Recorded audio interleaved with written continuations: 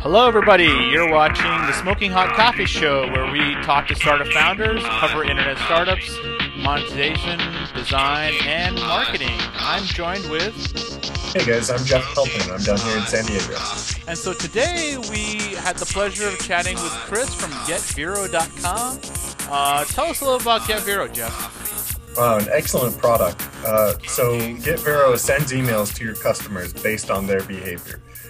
So if you have a web application, or if you're a startup, or you have a website, a web app, you can trigger emails to your customers, your users of your website, based on what they do on the site. Okay. So after they've registered, or after they, like maybe 12 days after they haven't come back to the site, okay, after registering, gotcha, or things like that. Okay, so in a way, you know, a lot of startups have some new interfaces. They have new ways of getting things done in a different way that they may have done in the past. And so email is a good way to educate possible new people. I know many times when you look at a startup, there's a link to how this works, or how you know, what's this all about. And a lot of times that's the whole idea behind a startup is they're introducing something new, something different, some new way of doing something maybe that was done old, or some completely new way. And so education and teaching new people on the benefits of, you know, possibly using their software is a big part of success for startups, and email is the best way to do that, in my opinion. Yeah, I mean, emailing is a direct message. It's very personal, and as it turns out, like for a startup or a brand, it really helps you develop your voice, mm-hmm, and a communication channel with your audience. That, you know, they really care about these emails from you in their inbox.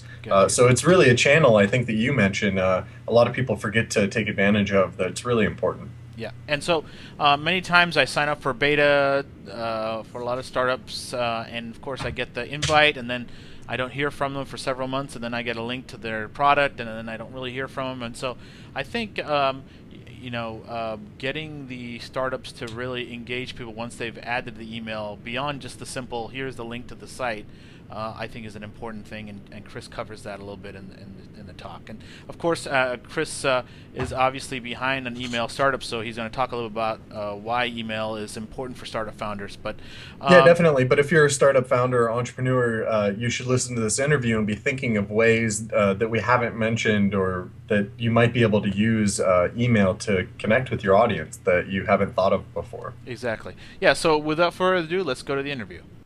Hello, everybody. All right, so now we're with Chris from GetVero. Chris, tell us, how can startup founders and startup developers use email to pull people back into their app, and where do you fit into that whole puzzle? Yeah, absolutely. Well, firstly, thanks for having me on. It's a pleasure to be here, and you know, a great opportunity to talk about email, and I guess inside a SaaS business, and the sorts of things you can do. Yeah, so I guess in terms of a brief background of what Vero is, or where we fit into it, you know, Vero is a lifecycle messaging tool, or an email remarketing tool. Lifecycle messaging tool. Ooh, I like that.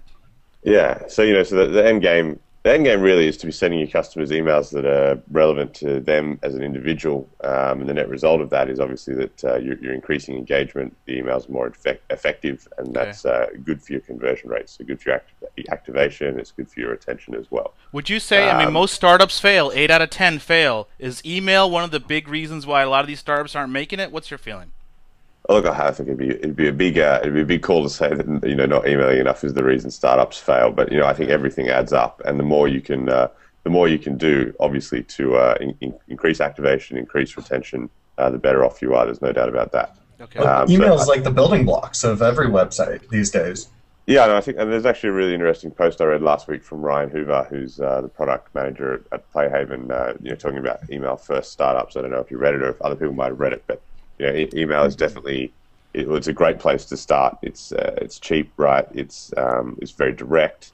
You know, it's quite flexible. So there's a lot you can do with it when you're proving out your MVP, perhaps, and definitely, you know, as your product grows as well. So yeah, I think that's it's definitely a salient point. It is a very powerful medium. So okay, so what area is a lot of startups or founders? What's the big glaring hole that people aren't using email for, in your opinion? Yeah, I think the traditional thing is, and this seems to be rapidly changing, or at least from my perspective, but I guess I'm interacting with customers who are embracing this more and more, Okay. is the really traditional use case is that welcome series of emails, or even the pre-sign up series of emails where Okay. you're basically sending a number of emails with genuinely useful content, so educational content, where Okay. you're not necessarily trying to sell. And you're just trying to build trust with these new customers or with these potential customers to get Okay. them to sign up. And Yep. I think traditionally that's been the big glaring hole where not enough people were doing that. Perhaps you'd get a very generic, "Hey, welcome to my web app. Here's your Yes, password." yes. You know, Or, as part of the show, I sign up for a lot of startups, and I do get the generic, "Hey, thank you for signing up. So here's your access, or here's the beta, whatever," and that's it. Yeah. I never hear Yeah. from them again. And then 6 months later, oh well, we finally released it. Here's another email. Yeah, exactly right. And I think that's a great example of what you described there. Doing that is if you had no contact for 6 months or something, you're going to forget exactly what you signed up for and what they're all about, and you're not going to be very invested when it comes time to sign up for the beta or whatnot. So what's the reason? Come on, Chris. Let's get to the nitty gritty. Why aren't these guys doing this? What do you think really is behind the issue? Yeah, I think. Go ahead. You go. I was going to say, I think there's two things. I mean, one is definitely an education piece, so becoming more aware that this stuff genuinely works, and the other thing is making it easy to not only send but track or test those emails as well. There were tools like Mailchimp, obviously, that have been around for years that can do autoresponders, but there are a lot of quirks with that system that mean you can't necessarily segment correctly, and often emails get sent to the wrong people because you can't stop an autoresponder once it begins without. Oh, really? Oh, you can't stop it mid-sequence or something. Oh, Well, you can, but it's hard to stop it based on another event. It's not done in the paradigm of your web app, which seems to be the difference with a tool like Vero, where it is event driven. Okay. It's much easier to get the emails going and stopping, at the right time. Oh, very Please cool. tell us about the technology of Vero. I'm interested on the developer end, like how it ties into my web app, and from what your pitch on the homepage says, it's based on their behavior, their actions, and stuff they're doing on my web app. So do you guys just have an API, or how does it actually look functionally?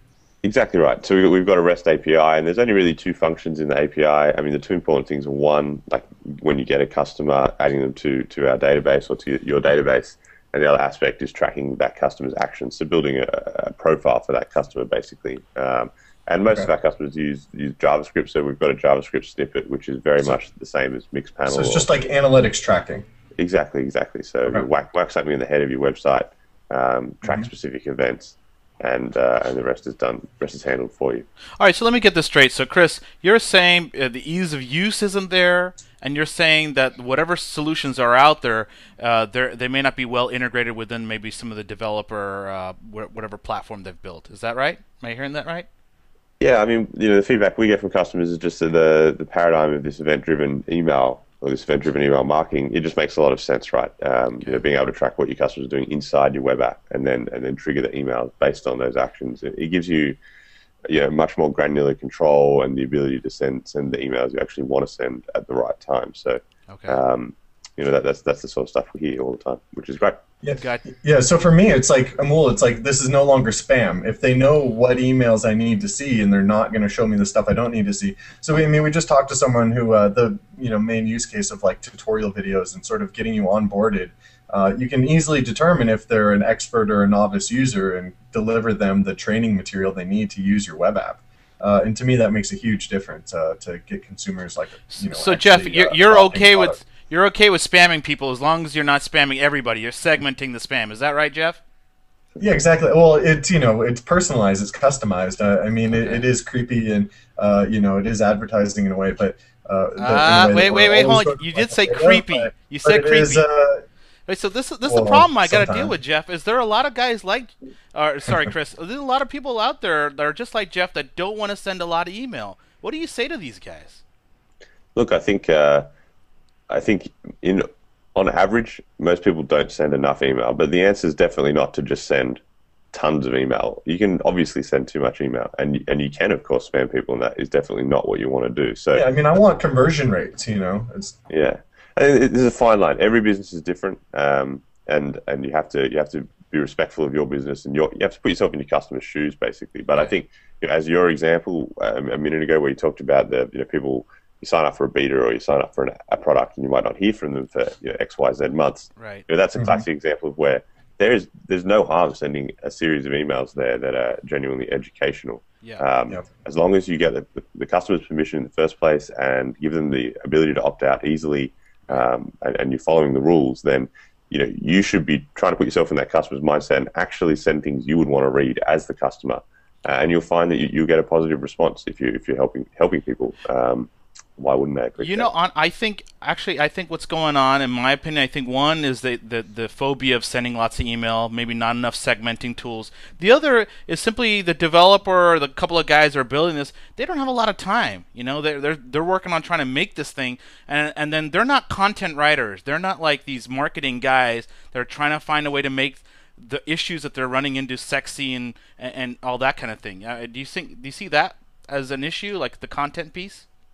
Yeah, definitely. I mean, it's one of the things that we spend a lot of time helping new customers with. Particularly me personally, via email, on the phone calls and stuff, is working through examples of the sorts of emails they can send. Reviewing copy if they want to do that. It's definitely a challenge, but there's a lot of stuff we share. I mean, there's a lot of stuff on our blog. There's a lot of stuff on other blogs, like Aweber's blog's good too. There's definitely sources where you can get a lot of inspiration quickly, which is probably the best thing you can do just to get going. I always think you can freak out forever about having the perfect copy or the perfect series of emails, but you should just start somewhere, and then you're definitely going to be ahead of not doing anything right, and you can optimize from there. You know what? I have to tell you though, Chris, this is writing the emails, creating the copy is the hardest thing for some people, man. It's so hard. Like, oh my God, I'll be happy to hack JavaScript and Unix commands all day, but trying to write an email, scary. Trying to write a 30 or 20, step response, auto response sequence, scary. What do you say to those guys? I mean, iterate and write something. Don't be perfectionist. But really, what are some of the services you recommend? Do these guys go out on some of these freelancing sites, find somebody? What's your feeling? Yeah, look, I think, my honest opinion is first of all start, or commit to starting, and like, so I'm actually a developer originally, and I'm self-taught, and now I'm chief copywriter, and that's just come over the last kind of. How did you do this? How did you switch? Like, give us. I mean, come on, Jeff. You've told me yourself. You've been wanting to write blogs for so long, but you still haven't done it. Why, Jeff? Why? The perfectionism and the amount of time it takes to do a post, but I think Amul tends to throw developers under the bus sometimes as unable to write English. All right, fine. As opposed to just JavaScript, where I don't think that's always true. Sometimes it's just practice and the things that you do the most you're better at. Exactly. Look, I think what's worked for me is committing to things in terms of blog post writing, promising myself or our team that I'll do one every week. It's not only, so it's obviously a smart marketing strategy, but it's the only way to learn, and being consistent means you learn what works and what doesn't.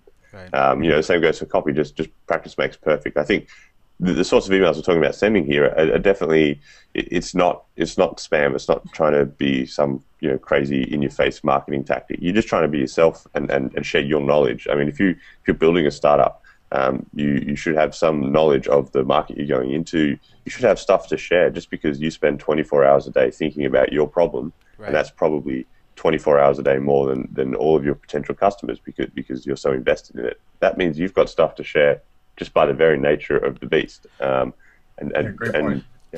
just share as yourself, I'm just saying, Chris, I don't know how many startups I've signed up for, and yeah, man, I get the beta and I do the invite and I do all that, and then I don't hear from them, and then when I do sign up, I don't hear from them.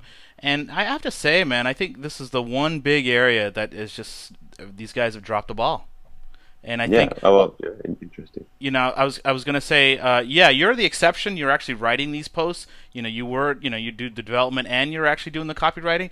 But I think really there should be a service out there for startup founders that don't want to write, that they'll do the writing for them. Maybe you guys should offer that. You're probably doing that already, I'm assuming. Yeah. We've definitely, we've thought about that before, and as you said, I mean, it's something that we do personally, one-to-one anyway, virtually, and we've just, we're trying to tackle that. We've just released a feature where when you create a new campaign, there's a series of pre pre-made campaigns ready to go, including I like copy. that. So there's like a welcome series. Yeah, templated campaign. That's great. Yeah. Yeah, so that, we're trying to do more and more along that lines where you can just customize the copy. Okay. But obviously, you don't want to. If everyone starts doing that, then it's all going to look very trite. Very common. But we trying to educate people just by showing them examples, I think, is powerful. So. Can you give us some use cases or like a case study of like good examples of what this looks like? So if I put the analytic code on my website, it starts tracking. So then I log in to get Vero, and it's going to show me sort of what these users' segmented behaviors are. And so I can pick out these segments and start targeting them with email campaigns. Is that right? Yes, I mean, so I basically have to do all the writing myself, and like you're saying, there's some templates. But give us a typical example, like who in the startup goes in and does this? Is it the developer? Do they start using GetVero once they get a marketing person on board? What does the typical usage look like? Yeah, for sure. Look, I think it's in terms of who usually does it, it's usually the marketing manager or the product manager more than anything. Or and in larger companies, that's usually a team of people, obviously, or like a product marketing team, very engineering led. So in a small startup, most of our customers of that nature, it's a bit of a joint effort. Usually on a team like that, most members of the team are somewhat technical. The installation's not too hard, so usually it'll probably be the person doing the marketing per se who'll do both the installation and the copywriting. Okay. As you say, it's definitely a platform. So the examples in there and are meant to help you get going and help solve that problem of not knowing what to write at all. So that's something we're focusing on a lot at the moment because we've had a lot of feedback. No, I love that. I love that, man. It'd be great if you can screen share and maybe show us how that works. Yeah, okay, that's a good idea. I love this idea, man. Do a templated campaigns where people can just adjust the text and get inspired or whatever. I think it's an awesome idea. I'll just make sure that.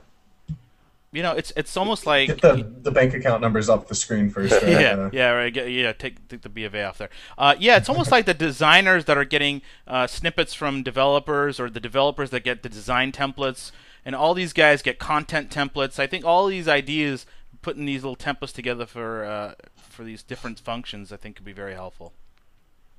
Yeah, I think like you're saying, you can probably spark some ideas among the developers, and they might eventually get the idea. Yeah. And just so you know, Jeff, I love you guys. I love developers.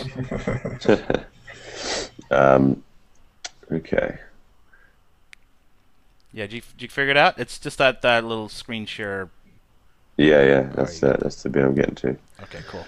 It should let you pick just really quick though. While you're doing that, are you guys profitable? Are you making money? Are you still burning through money? You got a day job, still working at McDonald's? What's the story?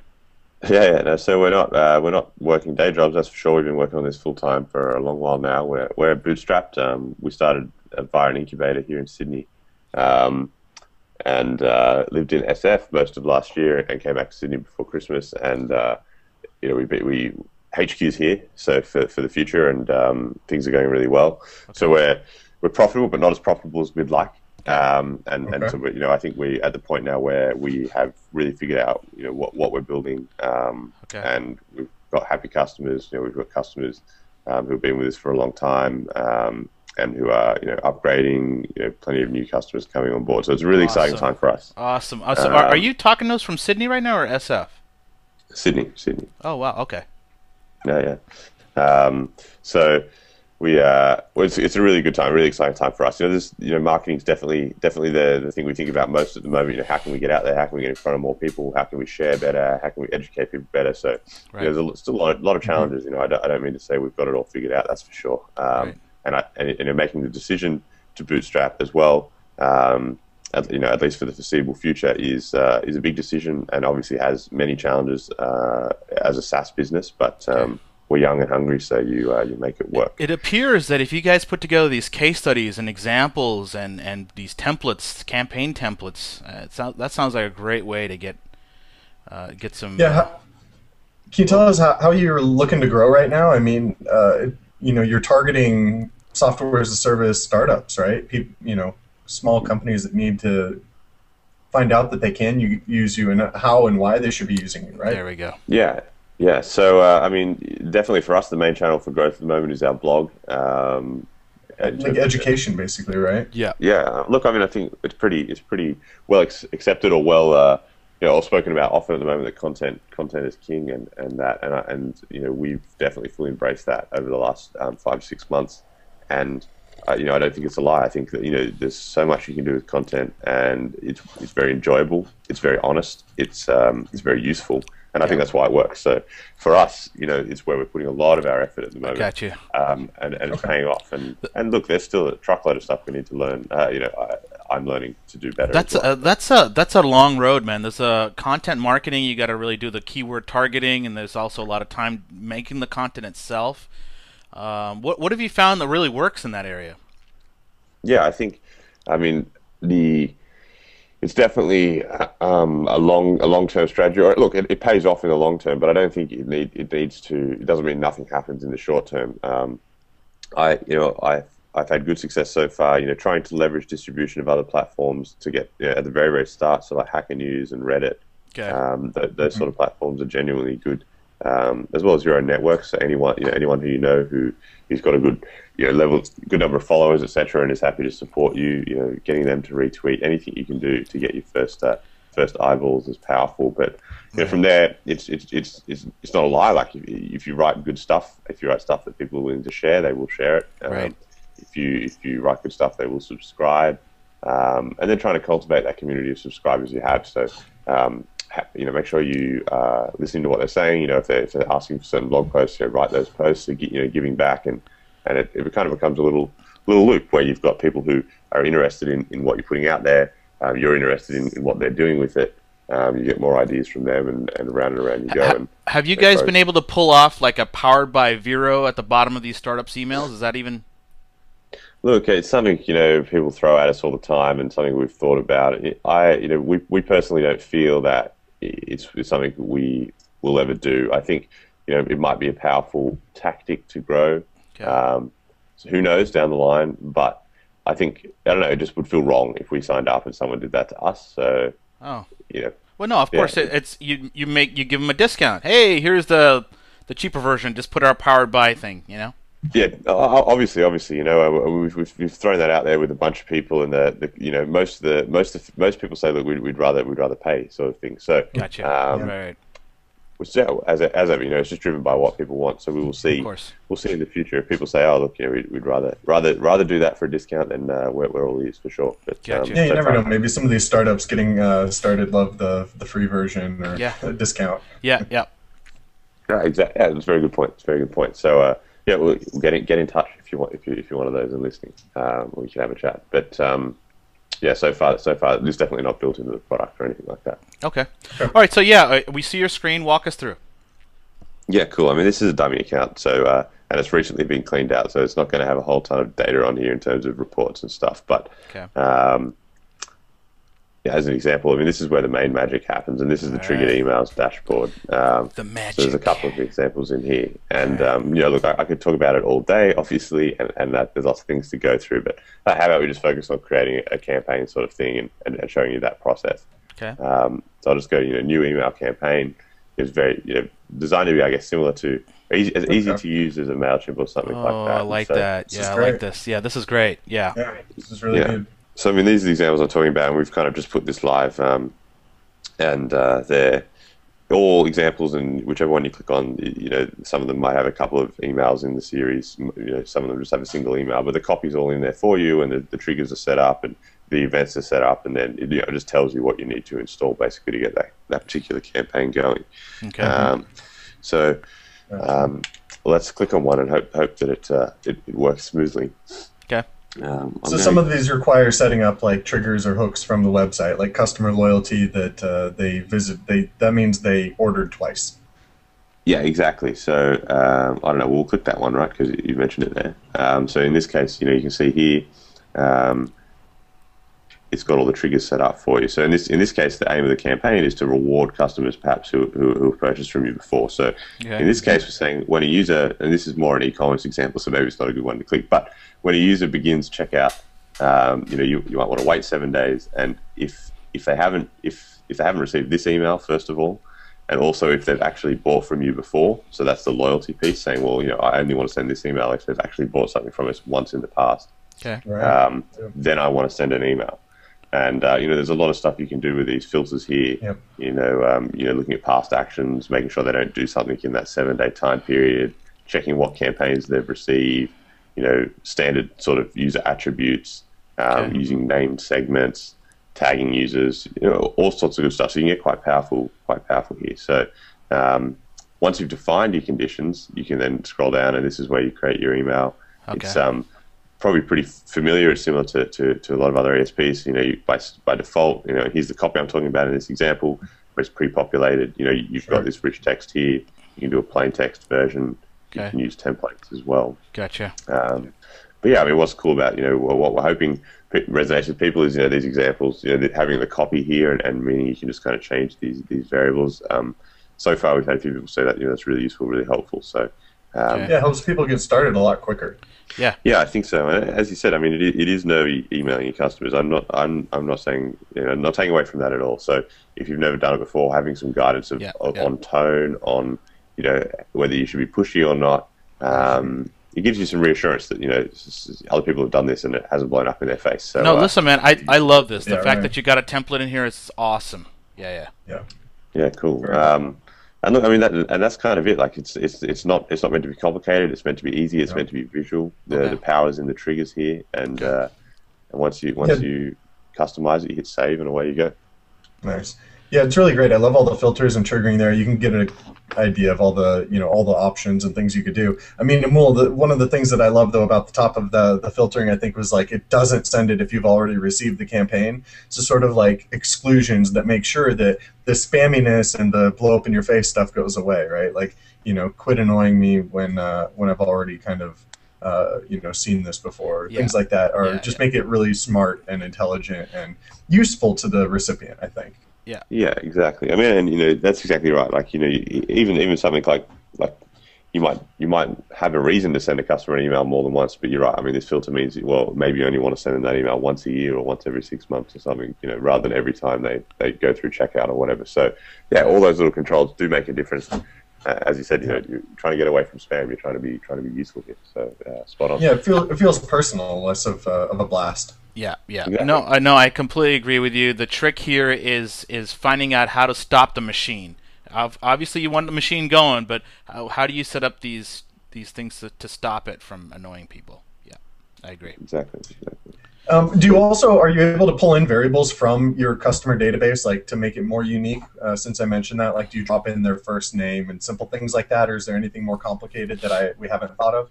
No, I mean, so we use the liquid templating language, and yeah, exactly. So on the right, there's a few pointers, and there's good article stuff. But yeah, it's if you any attribute you've recorded for users, you can definitely use just like I did. I just love adding context. Again, I think it makes it more personal, and it's a way to you're almost tricking the user into thinking like, oh, this is actually they know something about me, or they're really targeting me. Very cool. Absolutely. Can you show us?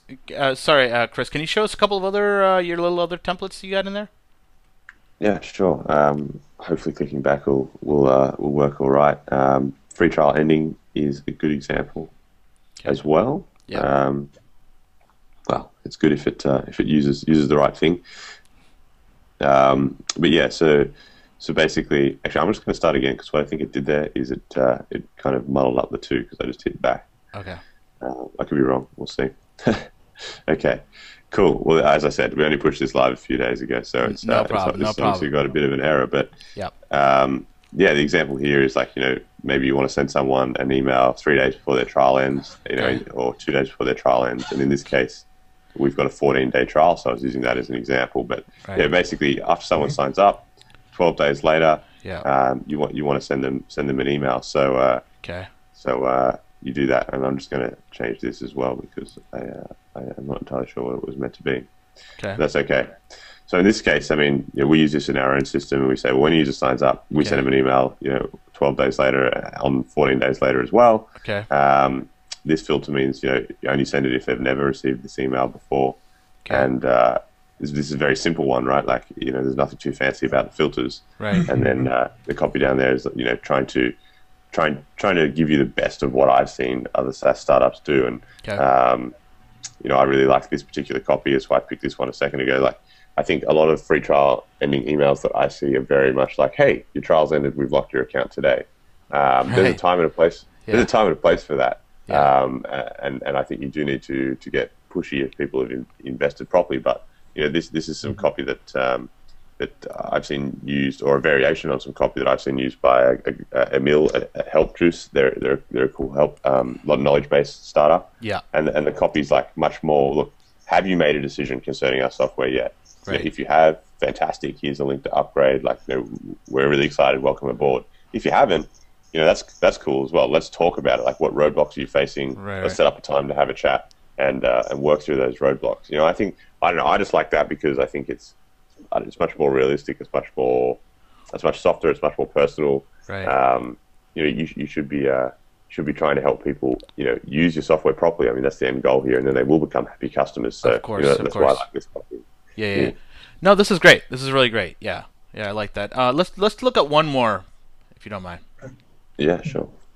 Do you do any analytics on the emails that are being sent? In other words, like how many of them are being opened or replied to?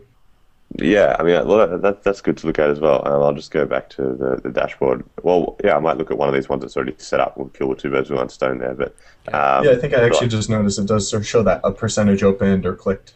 Yeah, exactly. So I mean, I just clicked on this one that's already set up here from earlier. It's just a welcome email, and you can set these up in series as well. But in this case, there's one. So as you can see, opens, clicks, and conversions. And conversions is something you can set up by defining, well, what is the action that defines a conversion? So, a logical example would be, if you're sending a cart abandonment email, obviously the conversion event would be purchase, that sort of thing. Perhaps for a welcome email, the conversion event is an activation event. Awesome. Perhaps that free trial email, it's a sign up event. Yeah. So, setting all that up isn't really easy for developers sometimes. So it's really great that you've got all that built in. Yeah, you know what? You can just talk a little bit about that, Jeff. You just kind of sort of did this, right? So now that we're seeing a GUI version, Jeff, what do you think? Like, would you use something like this compared to you're doing it manually for us? Well, yeah, we haven't actually even really set it up yet. We've just started capturing emails like properly. Getting users onboarded, but we really need to set this up really for Smoking Hot Coffee. So okay, we'll probably do that after the show. Yeah. I mean, look, definitely. I think the reporting is really where the power is, particularly over the long term. I mean, when you're starting out, making this stuff really easy to get going is very, very important. But what we're finding is that as people get into this stuff, and as they do start, as the startup starts to grow, it's really obviously the numbers that you want to be looking at. What can alter those conversions is important to think about, and doing A/B tests and measuring the results, seeing which segments are affected better. All of that stuff is what makes the difference, and keeps you coming back. So no, listen, and this stuff is critical, man. If you're a small team and you're doing this, these are the numbers that investors want to see. Angels, so to speak. You're showing engagement. You're showing people are using this thing, and you've got a campaign, all these campaigns set up. I could see these guys opening their wallets. Yeah, look, you're right. I mean, as with Dave McClure and his parametrics, etc. There's definitely the things you want to be looking at. So yeah. So anytime you can, I just think anytime you can take away from put engineers back to focus on the product is a big win. No, this is awesome. So now that you brought up Dave, have you reached out to him? This would be a great little add-on for 500 startups. Yeah, look, I mean, as I said at the start, it's our decision to build the company organically, and for that reason, we haven't gone to apply for 500 startups, etc. Okay. I sound really down when I say that, but no, so it's just a personal thing. I mean, it makes us happy to build the company this way. It really forces us to focus on, our customers are our investors, as they say, and we've got some fantastic customers. I don't know. It just seems to make us. It gives you a lot of clarity around what you should be building, because you've only got so many resources, so you have to listen, and you have to make sure that what you're doing makes sense. So, from our perspective, it's the way to go. Gotcha. Very cool. Very cool. Really, one thing I remember when we reviewed your site, we talked a little about you guys. The one area that I dinged you guys a little bit was that there was no freemium version. And I know you guys are got paying clients and all that, and it's probably one of the reasons why you're still around. But do you see at a later date, once you guys got enough customers, offering a freemium version? Look, I'm not going to promise yes, but I would say yes. I think Okay. it really depends. It's something of personal interest to me. It's obviously by design that we don't have one at the moment, and Yep. the reason is basically what you said. I mean, we do have paying customers. We have many customers who can see the value, and I totally appreciate starting out and being a bootstrap startup as well. That it's obviously every penny counts, so Yeah. that's important. We've done an AppSumo deal. We do deals from time to time as Okay. well.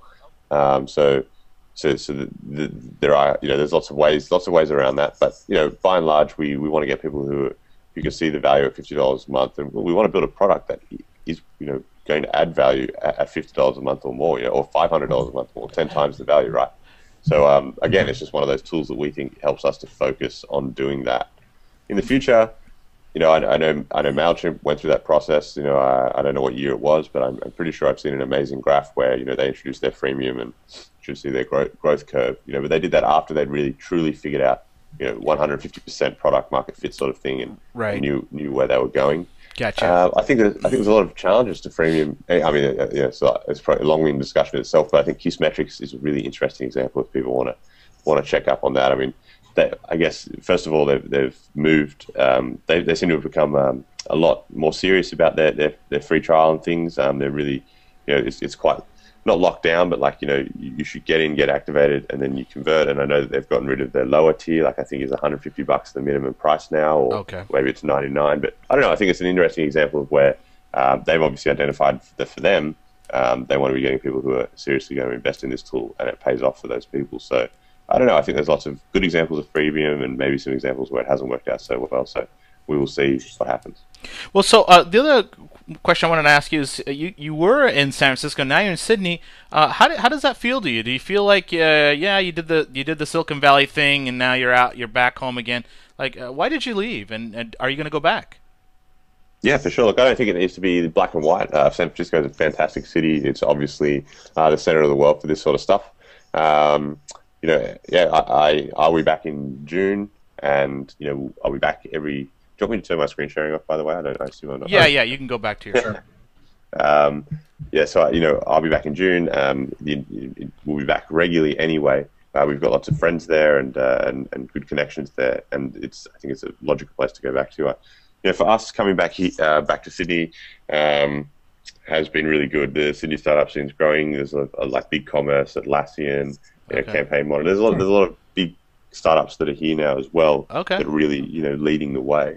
Gotcha. And for us, it makes sense. Kind of, I think there's sometimes there's a lot of challenges, but I think being home, wherever home may be, can be very powerful when you are starting a company. We irrespective, like we have better networks here, in terms of e-commerce, customers, in terms of other SaaS businesses. Is that right? Like it, Okay. and I think that I think that's really, really powerful when you're first starting out, and at some point perhaps we will move back or move part of the effort to San Francisco. Okay. Completely, but we'll see what happens. I mean, so far it's going really well. Okay. Well, we're planning on going up there, up in San Fran again in a few months. So we'll definitely reach out to you when you go back up. Yeah, do. So I was going to ask you one last question. What was like some big mistakes you made, like with your startup, and how tell us a little more about where you guys fucked up. Yeah, sure.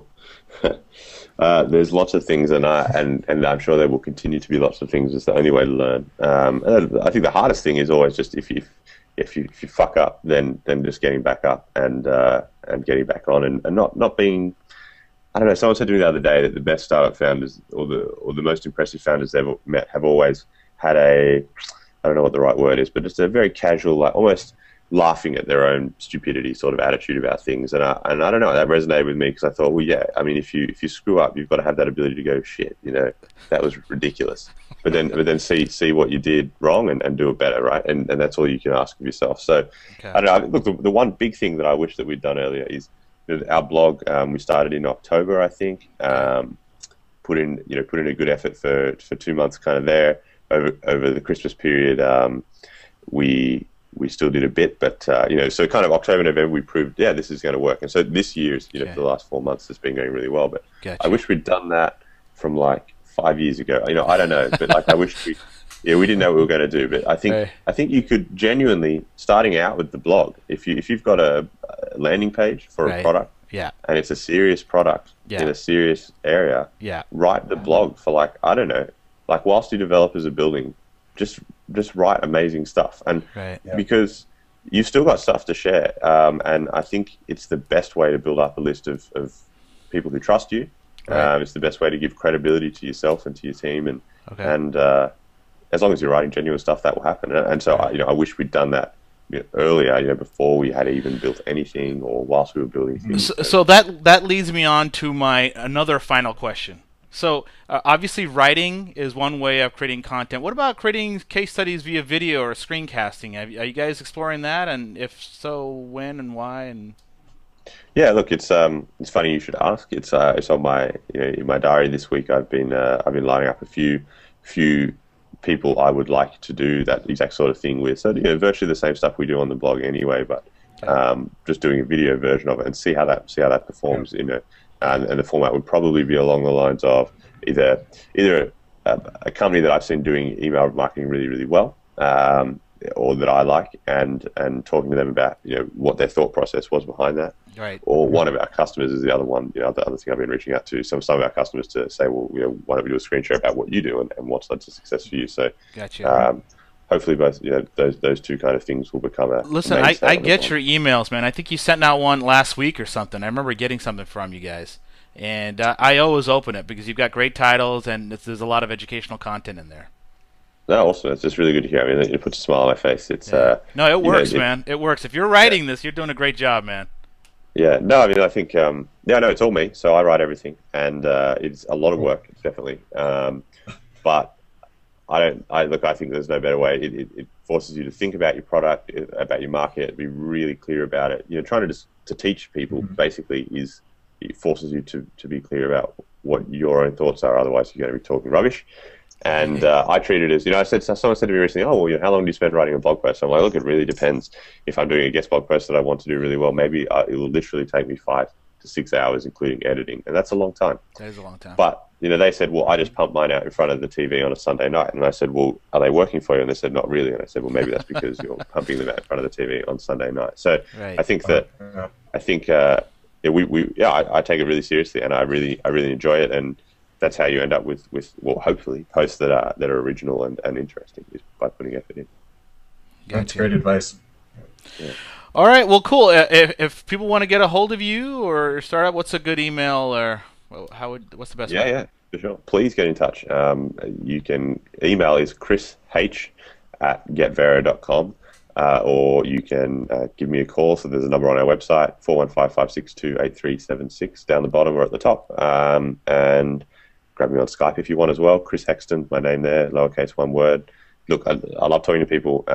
If you're thinking about getting stuck into this stuff, definitely give me a shout, and let's talk about like what you want to do, and I can give you more examples on top of the templates in the system there. And I don't know, it's really interesting, exciting for me, obviously. So let's do that. Yeah, it's really exciting to us too. I mean, and hopefully our audience of startups is listening, that will get in touch with you and reach out, because obviously the product you're offering makes it easy, and I mean, just this is stuff people need to be doing, and email marketing and just being in touch with your customers and establishing your voice, I think, are important things that you've hit on today. Yeah. And there's definitely, as you guys pointed out, there's definitely a lot to learn, and but it's it can really help your activation, and that's what you want when you're getting started. You want people using your product, so embrace it, and get in touch if you need a hand. Like, it's my pleasure. Gotcha. All right. Well, thanks for being on the show, and thanks for watching, everybody. Absolutely. Thanks for having me. Fantastic to be here. Yeah, thanks.